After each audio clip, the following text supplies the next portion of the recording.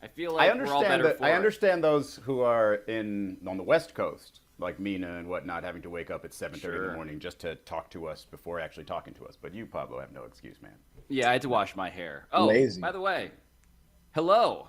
Hello, everyone out there in the internet universe. Welcome to Debatable, a fake television show where we debate nothing and talk crap on our coworkers' conference calls. That is Charles McDonald beneath me. Hello, Charles McDonald. That is Israel Gutierrez on the beach, as he is wont to do. Alabaster. What are we doing today? Guys, we're going to get... Wow, I jumped the gun. Music. We're going to have music. We're going to do the show the way we always do the show. You hate to see it. Hoisted by my own petard. Witty banter. Okay, now go. All right, first topic. Scene. The big topic in sports from last night. The Lakers lost to the shorthanded Rockets. Do you still believe in LeBron and the Lakers? Dude, what are we doing? Honestly, what are we doing? Can we not? Do you Let's still just believe move on. in LeBron? I still believe. The Rockets? Let's Oh my be what God. all of America wants us to be, is the people who don't talk about this. Let's just move on, Hashtag Wash please. King. Oh, Lord. We're done. Pablo, you're in charge. We're done, right? Next topic, yes. Please. All right, cool. Just Good talk, guys. straight Good to talk. The next topic. Woo! All right. We're going to move Saved on you. from that trash bag team to another. What does the Carson Wentz trade mean for the Commanders and Colts? Man. So right now the NFL is in that sort of phase. Charles, as a young person, you may still be in this phase where you're like at a club or a bar late at night, but the lights are coming up and everyone needs to make some decisions because the people that you want to be with, the people that you don't want to leave room for the Holy Ghost next to, they're getting taken, right? So the Washington Commanders, they tried to go grind up on Aaron Rodgers. No, not happening. They tried to go grind up on Russell Wilson. No, he's going to Denver. Not happening. And so what is left when the lights are up and everyone sees what the contours of everyone's weird faces actually look like? Carson Wentz is left. And so, yes, give us the terms of this deal, Alabaster, because what they traded was a bunch of picks, less than he got the last time he was traded to Indianapolis. But yes, third-round picks in 2022, 2023. There's a pick swap there also this year for the draft in April. And I don't know if anybody is actually excited about this who roots for the Washington Commanders, which should tell you something about what it is, Charles, that like Carson Wentz embodies at this point, even if, yes, there are escalators related to his performance this season that could change the exact qualification of those picks. Yeah, I don't really know what there is to get all that excited about if you're a Commanders fan because obviously you had to do something because I think Taylor Heineke, he's a nice little quarterback, but you probably don't want to, bank on that being your guy for the long term. But it's like you went from like a McDouble to a Big Mac here. You still haven't hit the gourmet burger, so I'm not really sure what does this change for Washington as far as like their season hopes for next year. You're in the same spot as you were last year, except honestly, Carson Wentz, like when he goes into that mode where he feels like he's got to make a play and will not let the play die, he can make some of the most disastrous plays that you will ever see in the NFL. Even earlier this year, he threw like an interception in his own end zone that got picked off at the 1 yard line, returned for a touchdown immediately because he was trying to get out of a sack. So, I feel like you've upgraded here, but you haven't upgraded in a meaningful way. And I don't think you've upgraded in a way that gets you past Dallas for sure. I feel like the subtleties of Charles just bragging about his youth, they just kind of drop in there and you don't really notice, right? Like a McDouble. Yeah. Like when I was growing up, that was just a double cheeseburger, man. Like I have never ordered a McDouble. They just changed. It has to be in the 2000s. Like there's no chance that was before 2000 that they changed that to a McDouble. It's just a double cheeseburger. Double cheeseburger, no pickles. I've never ordered a McDouble. Also, Pablo, I feel like there's a lot of love stories that have started just the way you started this conversation with the grinding up in the club. Like guaranteed. Like as a pile of people at home, like, yep, that's actually how I met my wife. But so this is the silver lining that sometimes sheer rank desperation at 3 a.m. when you've run out of options can lead to a love story.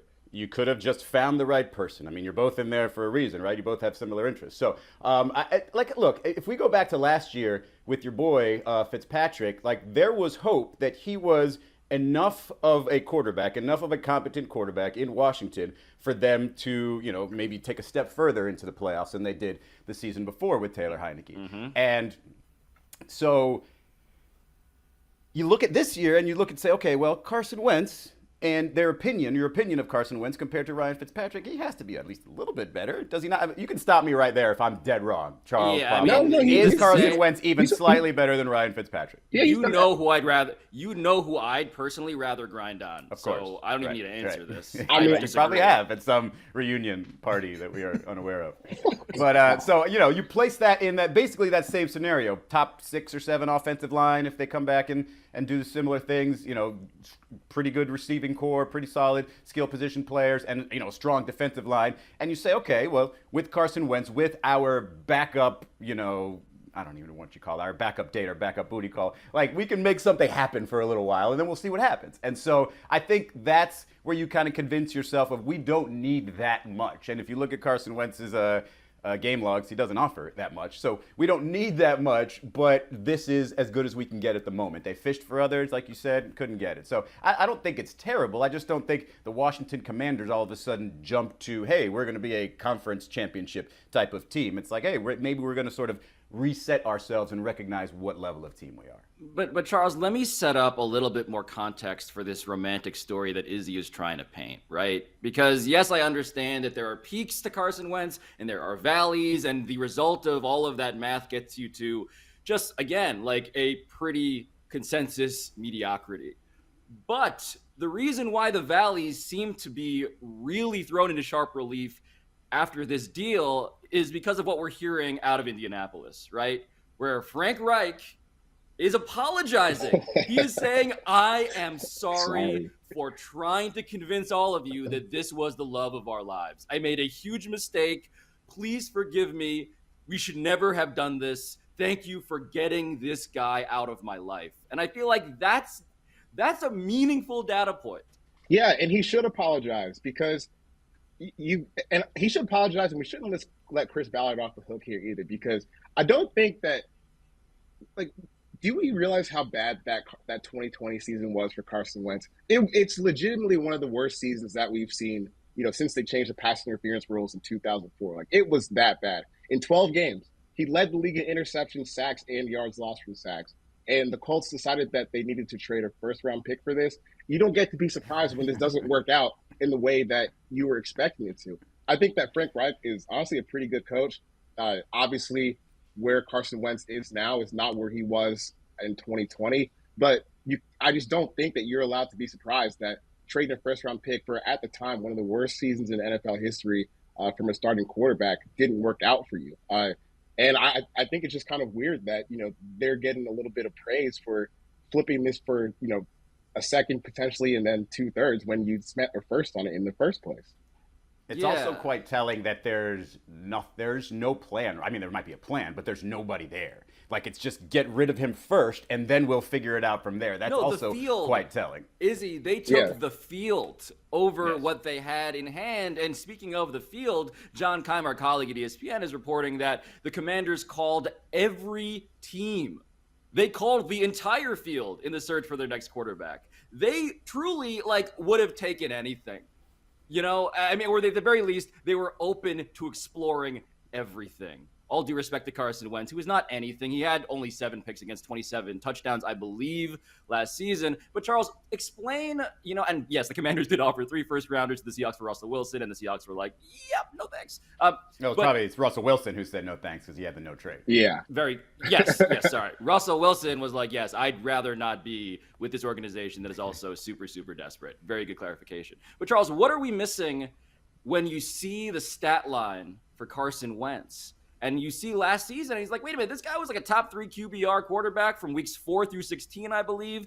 His interceptions are way down. What are people not getting if they just look at the box scores? I honestly think the box scores tell a pretty complete story of what they thought of Carson Wentz by the end of the season, because they're at a spot at the end of the season where if they can just handle business against a few teams that are at the bottom of the barrel, like the Jaguars, you can get into the playoffs. But by the end of the year, they had pretty much taken the ball out of Carson Wentz's hands. Like, he has games where he's throwing the ball fewer than 10 times. They're just leaning on Jonathan Taylor, which not a bad strategy when you can hand it to the alien in the backfield. Right. You've got Quentin Nelson in front of them. But, you know, by the end of the season, they had shown you that they don't trust him anymore. They don't trust him to get him across the finish line.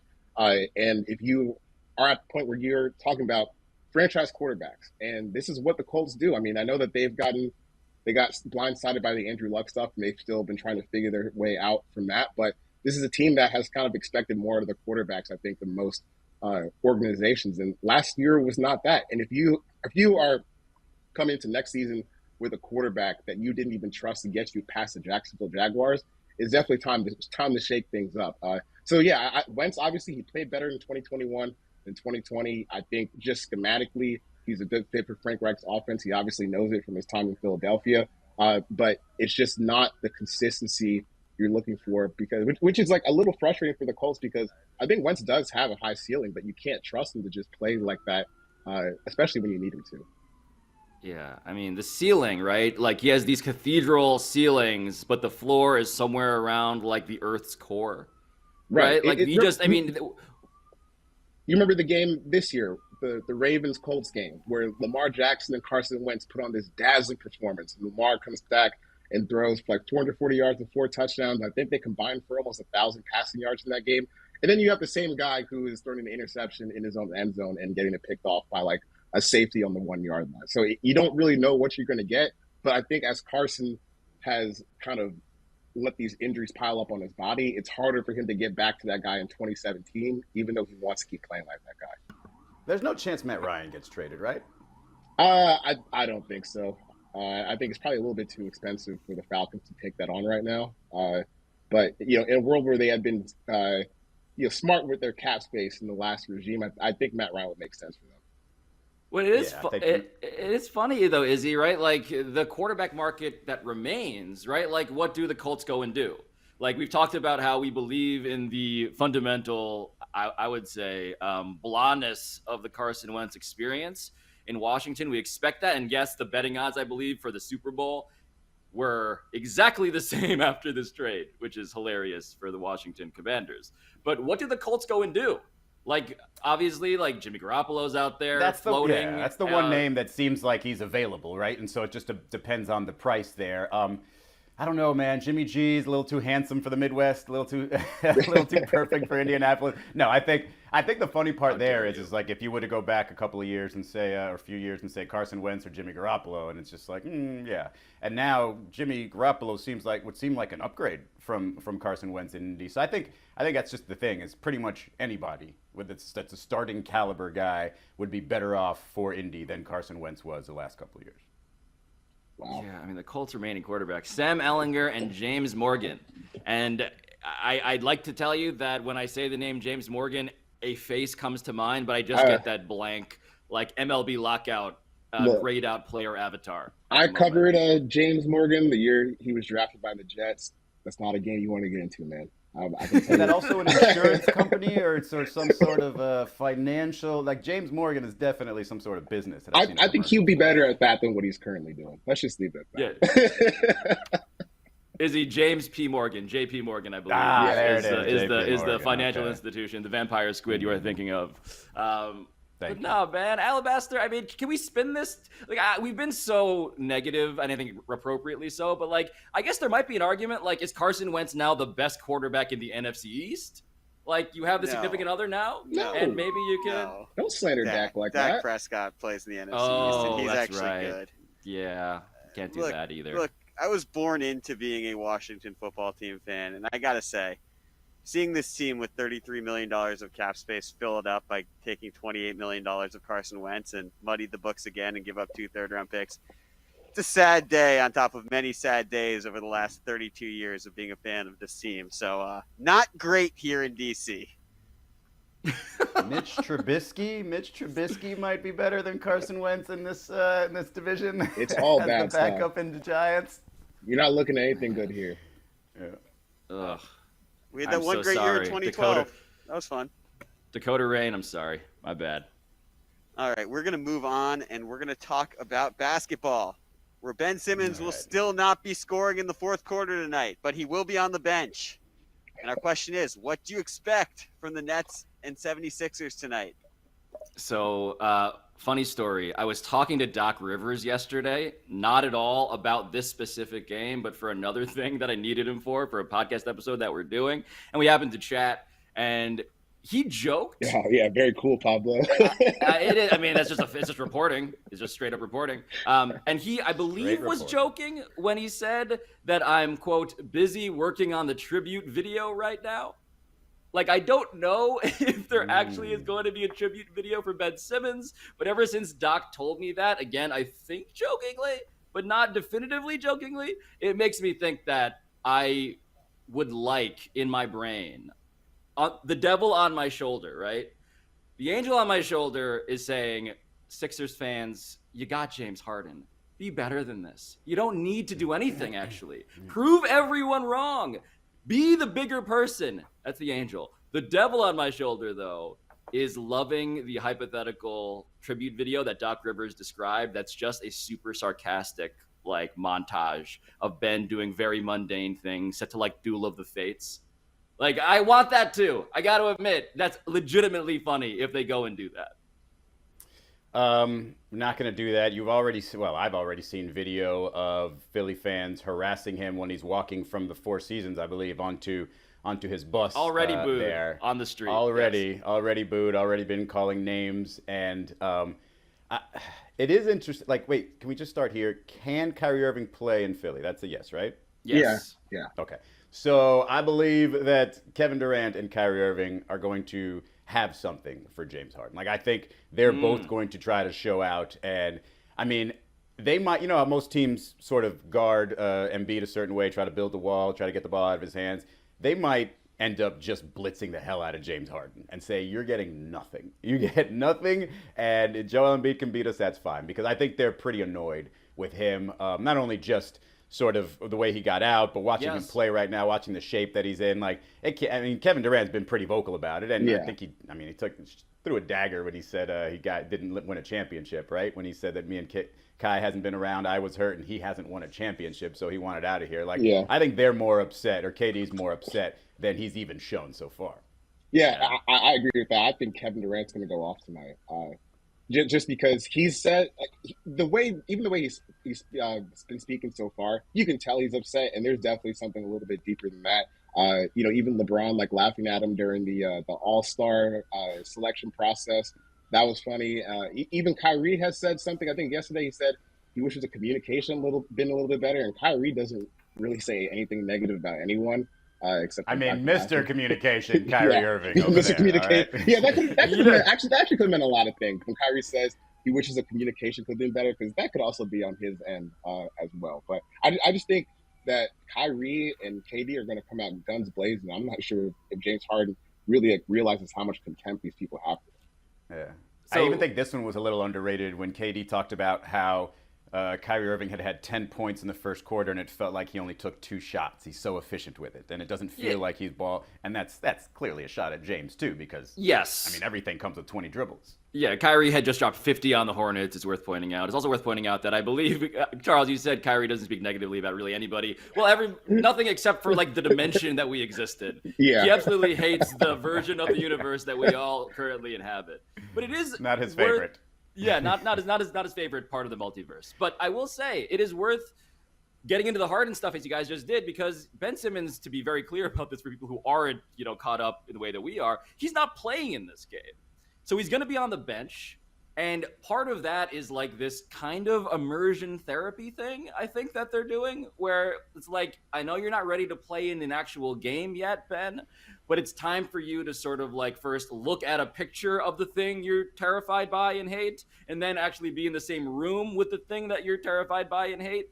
And that is what tonight's going to be like.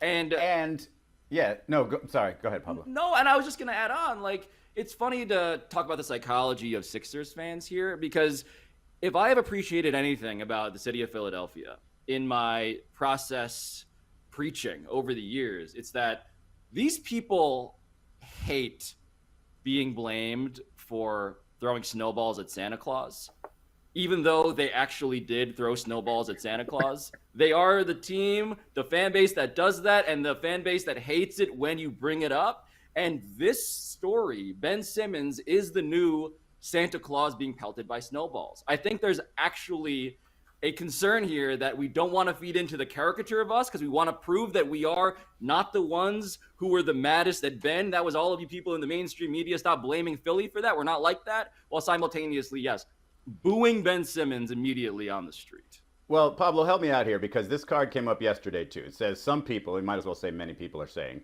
some people around the league think Simmons is showing up for Thursday's game to use the negative reception he receives to help him file a grievance to get some of his salary back. That I don't is understand cynical. how that works. Like, you're saying to the NBA, hey, my home fans didn't like me. Here's proof. Give me my money back? That's why I didn't want to be there? Yeah, I never really understood this report either. The implication here is that Ben's mental health case is bolstered by showing on national TV on TNT tonight the torture that he experienced, all of which is funny to me because you could also just go and watch those games. You know, like you can go and watch Game 7 against You don't the need Hawks. any more evidence. You don't really need it. Twitter has a search function. Just like you don't need a new experiment. You can just use all of the old ones. Yeah, we've all seen videos of him getting stuff thrown at him, so I don't know why someone would put that out there. That's really cynical. Like, to think he will show up and wildly cynical to show up, and if I'm going through a hard time, I'm going to bring more of this on myself for some cash. Like, I don't know. Maybe that's true, but I can't bring myself to take it there. No, I mean the criticism of Ben Simmons by Philly's fan base, the sect of it at least that believes in that report and the logic of it, which again, I can't rule out. I didn't report it. Maybe there's a real source that believes this, but it's the idea that Ben Simmons is just a scammer and has been this entire time, and nothing that he's alleging about his personal misfortune and suffering is real. And that's where, like, I can't go that far. I mean, look, I don't want to relitigate the whole, like, does Ben Simmons have mental health concerns thing right now, but like the idea that Ben Simmons really was miserable showing up to work at Philadelphia to the point where he felt like it was not a good idea for him to do that anymore. Like, the causality. But this is why I think this is a perfect pairing, or the perfect next pairing for him is KD, because look, KD's just going to give it to you straight. He's going to tell you, like he said right there, he's making $40 million a year. You can take the booze for a couple of hours. I'm sure Ben has that approach. Is he sure Ben has that approach, or has he told him, hey, Ben, just deal with it. Like, toughen up, deal with it, and you'll be fine. Like, previously with Joel Embiid, it was like, hey, wait a second. Is this my organization? Is this your organization? Who are you to tell me? What have you accomplished? This is Kevin Durant telling him, and this is the next stop. And so I think that's pretty perfect for Ben to be like, all right, I'll take this guy's advice, toughen up, and just go from here. No, and Izzy, I love that point because, look, part of me does believe in the Don Draper, like, that's what the money is for, right? Like, I am empathetic deeply to mental health concerns, but at the same time, the reason why the money is that big is because of media rights deals. And underneath that umbrella is the concept that, yes, people are going to heckle and boo, and Kevin Durant clearly has made more peace with that than Ben Simmons. I would like for Ben to get to that point, but this notion that he's been scamming the entire time and nothing is fake, and nothing is real, rather everything is fake, like, I just think it's very possible that the dude felt mentally unwell in a real psychological way in Philadelphia and does not feel that way in Brooklyn. And that explains why his behavior is very different now. There's just this weird obstacle where people think if this guy looks happy, he must have been fake miserable before. And I just don't get the logic of that on a very basic level. Or even if you smile today, that you can't still be feeling crappy on the inside. Yes. Like, it's just very bizarre. We're just still learning all this stuff and how to discuss it, or how to detect it, or how to recognize what this is. And so again, it's hard to say unless you're in his shoes, but to say that it was all fake, like, come on now. Like, has anybody else here had an entire city, people that were backing them, all of a sudden mocking him everywhere he goes, to the point where he has to leave, go to the other coast just to get away from it? Like, nobody really knows what that experience is like. Right. And sort of the double bind example here, right, with the money in specific, to just get a little bit deeper into that report. The whole thing is that Ben Simmons gave $20 million to the Sixers in withheld salary because he refused to play. And he claimed, I think believably, that he did it because he was not mentally equipped to do so. And so an arbitration process will conceivably happen where a third party rules should Ben Simmons recoup any of that money because those were medical circumstances that prevented his participation. And the thing of like just finding a new reason to blame Ben no matter what happens, on the one hand, it's like the mere fact that he's trying to recoup that money is a signal that it wasn't actually because of mental anguish. But then if an arbitrator rules that in fact this is a valid reason, there were mental health considerations, and they rule in favor of Ben Simmons, the actual arbitration ruling in his favor in a legal way is also going to be proof that it was fake the whole time. It's a no-win situation, right? To even attempt this is a no-win situation, which speaks to the very, again, unhealthy but incredibly, and I admit this, incredibly enticing dynamic that we're going to see at 7:30 tonight in Philly. It's insane, and I kind of love it despite it. Yeah.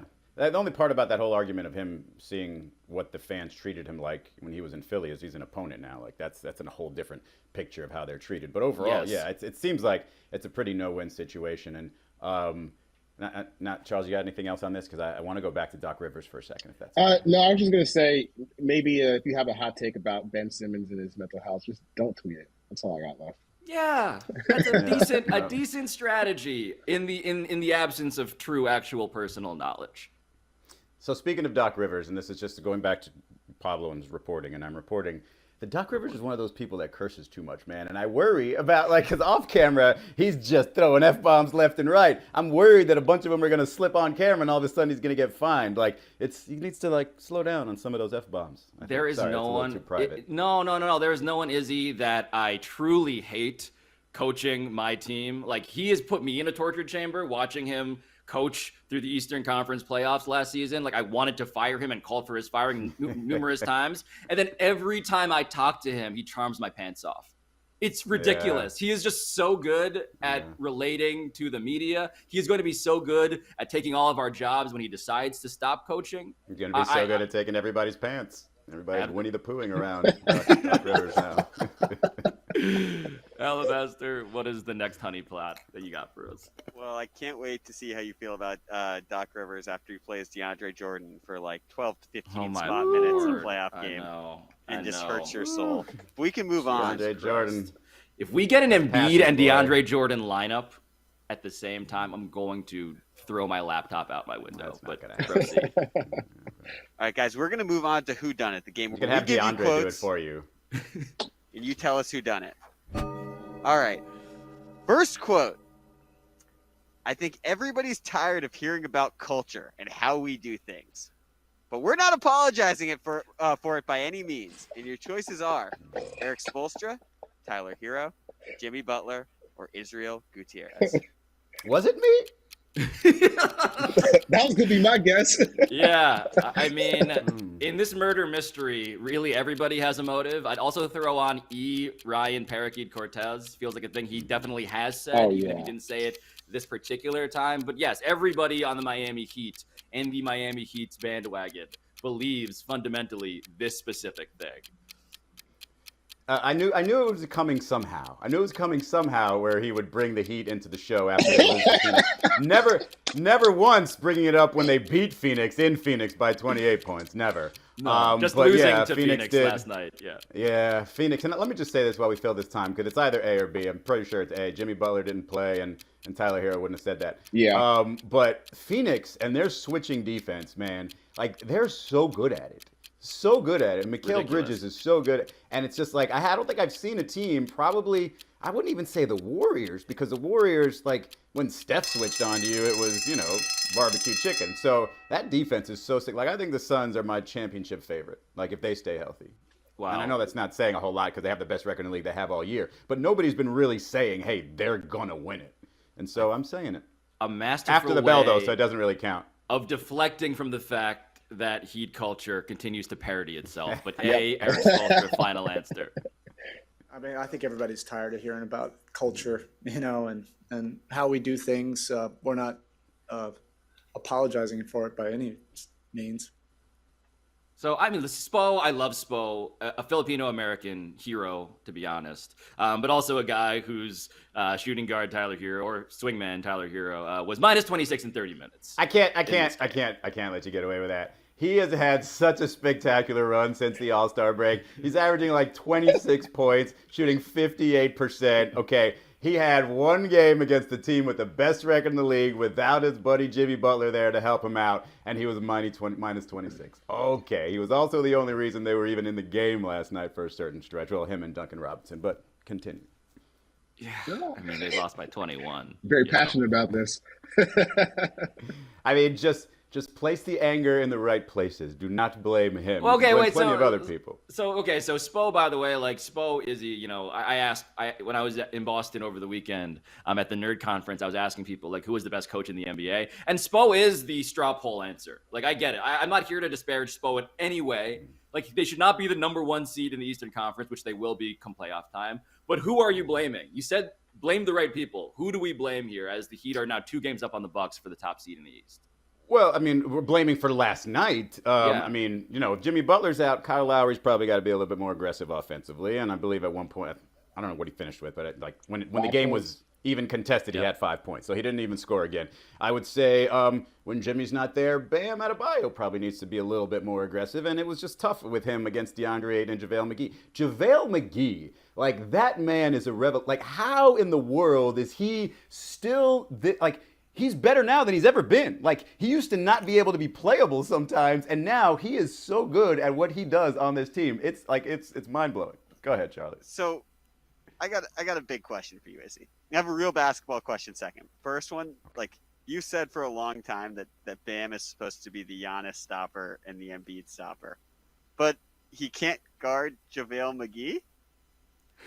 Oh, man. I mean, come on. Don't pretend you don't know basketball like that. JaVale McGee does his job very well, whether it be, when the team switches and he screens his guy just to give a guy a lane to the basket. Like, he did that just 3 times the other day. And it's smart basketball. Smart basketball. And JaVale McGee is not something that you used to put together. And now you're putting that together on this team. I'm telling you, Chris Paul's amazing powers, what he's done to the basketball IQ on this team. The JaVale McGee stuff is fascinating because, like, it took him so long to figure out, like, how to be a productive basketball player. You know what? He still kind of got the athleticism with it too. So he's like a real deal, like, good role player now. You know what that is, Charles? You know what they call that? What? Suns culture. Yeah, that's Suns culture. Chris Paul culture. That's Suns culture, buddy. Suns culture, I believe, is being sued right now. Suns culture, literally. So I believe Heat culture Literally, still a little higher up on the list. Yeah, that's a good point. In an investigation into their building-wide culture, Alabama. And I will say this about Bam. I never once called Bam the Embiid stopper. I think Embiid has more to do with stopping Bam than the other way around. The Embiid speed bump, yes. So I do have I have a real Heat question for you. And this is, the Heat are awesome. Obviously, toss out the single result against the Suns, who have been a bit revelatory with how well they've played as a team, with or without Chris Paul. But my question is like, Jimmy Butler has been off and on injured since that incredible run in the bubble, which changed the way we viewed him as a number one. And he's really not shot the basketball that well from mid-range or from 3 this year. No. Do you have worries about this guy being like your isolation scorer and the best player on the team that, ostensibly could make the finals? No, and here's why. Because they don't need that from him for 48 minutes. They need him to find the spots where the offense is lulled and he can essentially just work his way to the free throw line. Like, if Jimmy Butler has double-figure free throws, doesn't matter what his shooting percentage is, he's done his job. Because on the other end, he's going to be great defensively, and offensively, if he just slows the game down or gives you just a couple of buckets, lets you sort of breathe, I think that's all you need from him, because you're going to get some spurts from Tyler Hero, you're going to get some three-point shooting from the Duncan Robinsons, you're probably going to get, if the matchup is right, some aggressive play from Bam Adebayo, and in that second unit, assuming he continues to go along this path, Victor Oladipo is another shot creator who can also finish for you there. So I don't think that there's nothing necessarily that this team lacks. I mean, they might lack a little bit of length in the middle, behind Bam Adebayo's Dwayne Dedmon, but what they lack is the best player in any of the matchups they're going to have in the playoffs. I mean, once you get past that opening round, Izzy, look. For as much as I'm impressed by what the Heat have built, that is fundamentally the NBA math that I will be incredibly impressed if the Heat. But ask Giannis if he cares that he was the best player on the court, 2 seasons ago when they took him out in 5, or any single time they play because they make life miserable for him, and he doesn't like playing against them. You can see it. And so you can say that about, the Philly situation is going to be difficult, right? Because Miami has a great plan against Joel Embiid. Look at his splits against Miami. He does not do as well. But now with James Harden, it gives you a whole different element there. So that makes you say, hey, I don't know if we can stop this if you're the Miami Heat. Same thing with Brooklyn. Like if they get those two guys, Kyrie and Kevin, in any sort of form where they're just unstoppable, like that's the unstoppable force, yes, that Miami is missing. They don't have that. But in terms of a team defense, they can attack any of those guys. You know what I'm hearing? I'm hearing a little apologizing for it by some. I'm definitely hearing that. Just a little bit. Just a little bit of apology. You might want to do one of these right there because there's no apologizing. Unless they get knocked out in the first or second round, there will be no apologizing coming from me. All right. Let's make sure we clip that and save it for the future apology when they lose in the first round. Great. Why am I missing this silhouette? Who is this? It's stand by. Unfortunately, not a thing we should ever really. Is it a cartoon of Pablo? About. Yeah. Because the arms look about right. Okay. Yeah, my arms have been disparaged more than Carson Wentz on today's show, which is offensive. Clean lines. I will sue you over. Yeah. All right, we're going to move on to one more quote. I will say I love ice cream the most in the world, but after 10 days of ice cream, you get bored of it. There are other things I love as much or more than basketball. And your choices are Luka Doncic, Nikola Jokic, James Harden, or Zion Williamson. Wow. Man. What great choices you guys laid out there. Like, I know who this is, but if you're going in blind, those are some good options. So, I mean, go Jokic or B, Nikola. Yeah, no, it's Jokic. Final answer. I'm sorry, Zion. Zion has lost a bunch of weight. Just as a side note, Zion showed up at like a bodega with his two dogs, looked a lot better. Just like I'm aware of what he's trying to do to work on himself. I applaud you, Zion. It's not you, although it really does sound like what people think you would say. It is in fact the reigning MVP, Nikola Jokic. Final. I'm pretty sure people think that. Oh wait.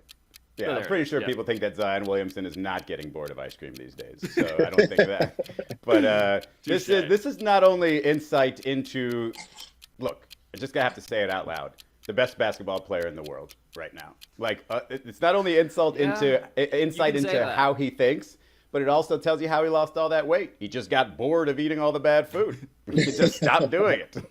Eating other stuff now. Like, I do think that the MVP race, I would say to myself about a week ago, I was like, man, this is going to be like one of those rare, race to the finish line MVPs between Jokic and Embiid. But the more you just keep watching, it shouldn't be.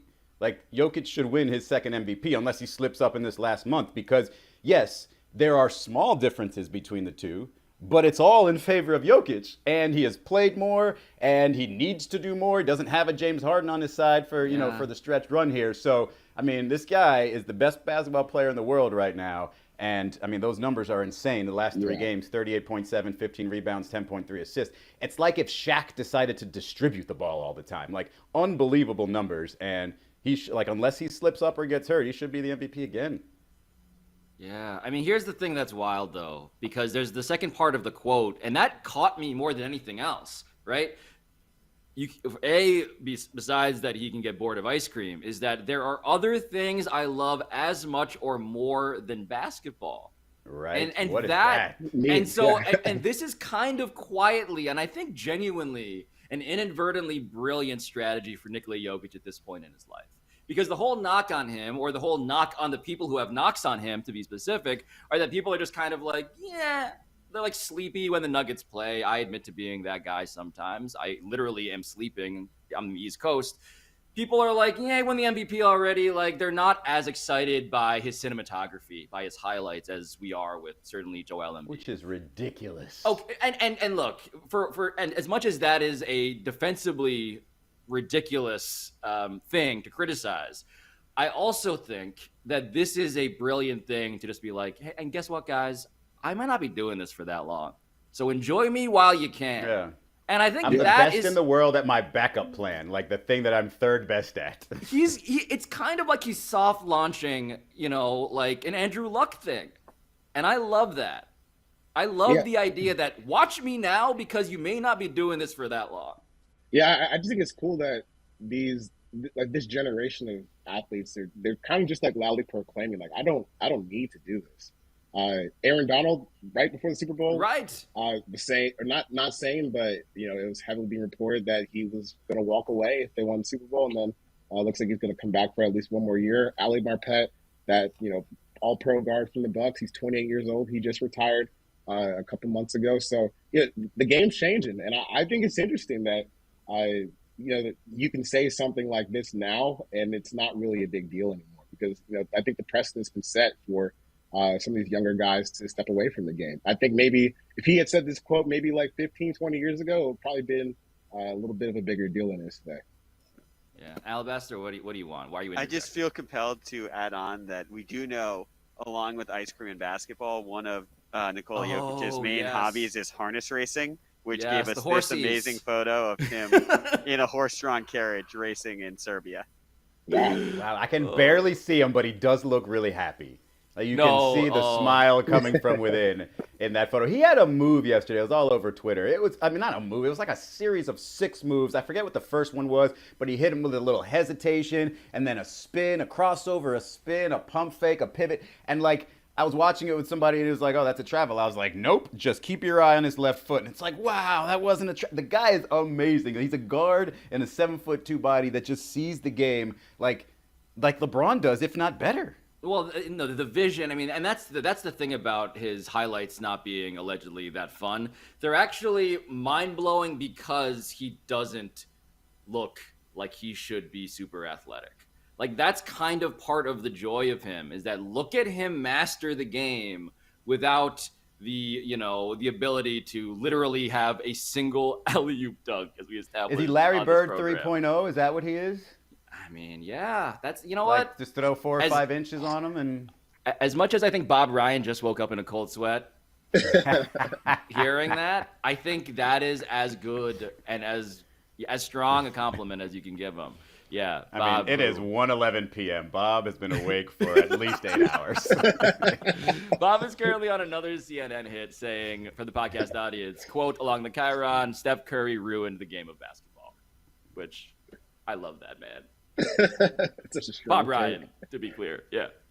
Ruined the game of basketball. The entire thing. That's right. The entire game. Alabaster, what's that image? All right, guys, we're going to move on to what are the chances. Give you a topic, you tell me the chances. First one.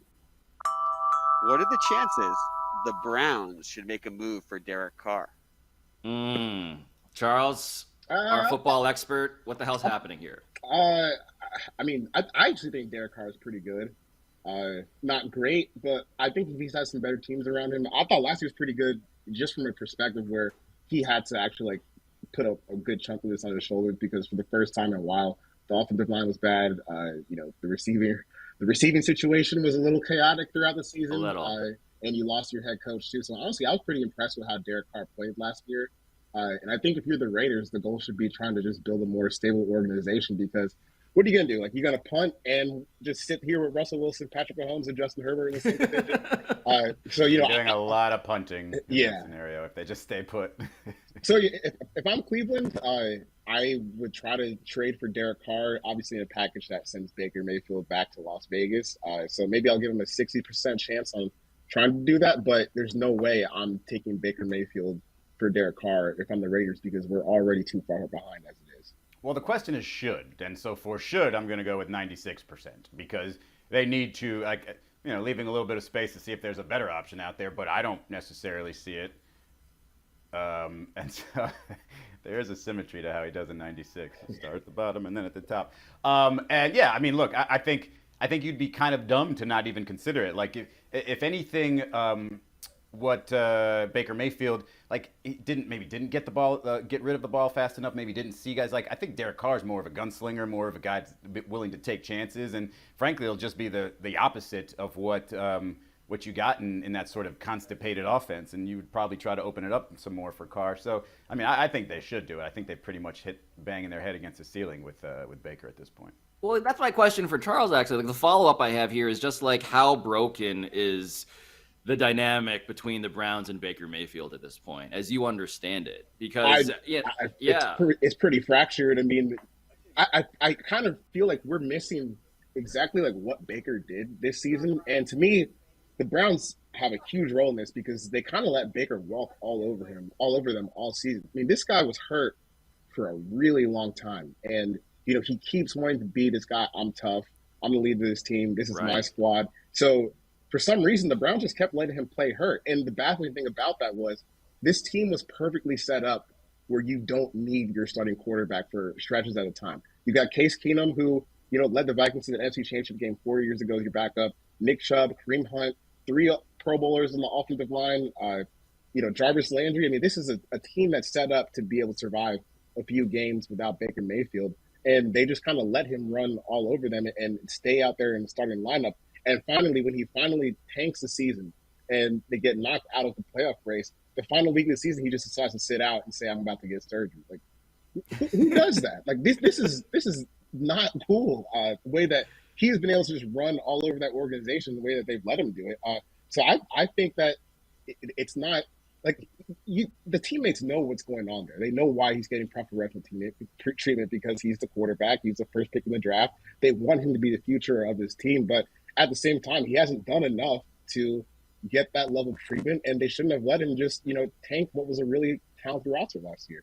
Not to bring it back to Doc Rivers, but didn't he get drafted number 1 because he essentially charmed the pants off of the Cleveland Browns? Like, if you go back and read some of the quotes, it's just like, man, this guy's really got it. Or if you talk to him and all this stuff, it's like, yeah, I can only take you so far. But, it got him all those commercials, and now it feels like, it's like you said, his teammates know what's going on out there. Right. I mean, and so the last update we had on his shoulder, right? He had successful shoulder surgery. Dear Lord, that is hard to say. In January, right? This is the torn labrum in his non-throwing shoulder. But Charles, what you said is why 100% is my answer. It's that the last time we saw him play football, he was trying to prove a point more than he was trying to help his team maximize the championship window that they have. And if they are a quarterback away, then yeah, it feels like it's time to move on from the quarterback you have. And Kevin Stefanski said last week, unfortunately, for the argument that I just made, that he has, quote, full confidence in Baker Mayfield going forward. Yeah, I guess the only thing would just be the price on what it would take to get Derek Carr because, really the Browns, it's unfortunate for them because they did the big tank 1-31 through those 2 seasons, and you kind of have nothing to show for it, really. And it's either trade for Derek Carr or start over again. And that's unfortunately where they are because the roster is getting close to being somewhat maxed out. Right. Alabaster, what do you want? Can we just give Izzy his flowers for, being more Orlovsky than Orlovsky, but getting this one right? Before the draft, he beat the drum that he just decided Baker Mayfield wasn't actually going to be good. And he just sat on that take and turned out to be right after years and years. I said of it on an old hype. show called Highly Questionable. I believe they showed it in black and white. And I stuck to it. And then, after that rookie year, I was like, I don't want to talk about Baker Mayfield for a while. And now I'm right. Vindicated. Man. I love how this all works. Well played. Just like never get in the land war. Charlie. Never get in the land war with Israel Gutierrez's Baker Mayfield take. He will wait you out. He will starve you to death. It may take a couple years, but it's a at game the end, of patience. That's right. All right, What's guys. next, Alabaster? Last topic. What are the chances you want to hear Jay Cutler announce games? 0%. 0.0 repeating percent. Like no thanks. Why? What's the argument for Jay Cutler? What's the appeal there? Because I didn't really watch the reality show, but I feel like he probably didn't do much there either. Can you make my -0? -0. Like, have we seen Jay Cutler's Twitter account? Like the stuff that he says? I know. I don't need him on a broadcast. It's bad. Quote from Cutler. I would love to do it. I think it's a fun gig. It keeps you in the game. If an opportunity arises, I would jump at it, end quote. So the funny backstory in all of this, of course, is that, like, was it Fox that wanted to make him, like, their number 2 guy? Like, in that sort of depth chart? Yes. He was hired as the number 2 behind Troy Aikman in 2017. But then he was like, you know what? Screw all that. I'm going to go and throw this football over them mountains in the NFL. And that didn't go great. And now Jay Cutler, after a couple stops through reality television and anti-vax theories and supporting Donald Trump, he has decided that actually all of these guys who used to play football making a ton of money announcing, like, that is actually what I should be doing. And at this point, yeah, No thanks, even though his agents are apparently, quote unquote, floating his name to Fox and Amazon and others. Not for me, personally. Yeah. He's confirmed his agents are floating his name out there. Okay. Confirmed float. Confirmed float. Isn't that just him floating his name out there? I don't believe you need the middleman at that point if you're confirming that. I'm reporting that I told my agent I want this job. Okay.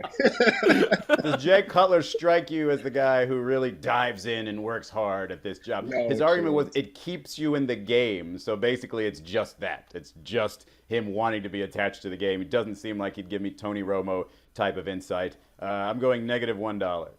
Wow. How did I lose? $1. How did I lose this game? And I went with 0. Yeah, just incredible mismanagement, strategic Jay Cutler-esque game management by me. I mean, Alabaster, like, I just don't want a guy who is most famous for a meme in which he shows his ass going on television and continuing to show his ass. Is just my general perspective on Jay Cutler.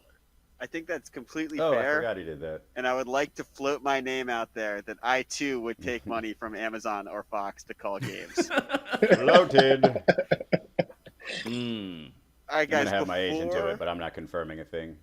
Before we let you go, we have one bonus topic, which comes from Big Dog Aber on Twitter, who said, "Someone tell Izzy Gutierrez that a McDouble is 2 patties, 1 cheese, and a double cheeseburger is 2 patties, 2 cheese." Get the hell out of here.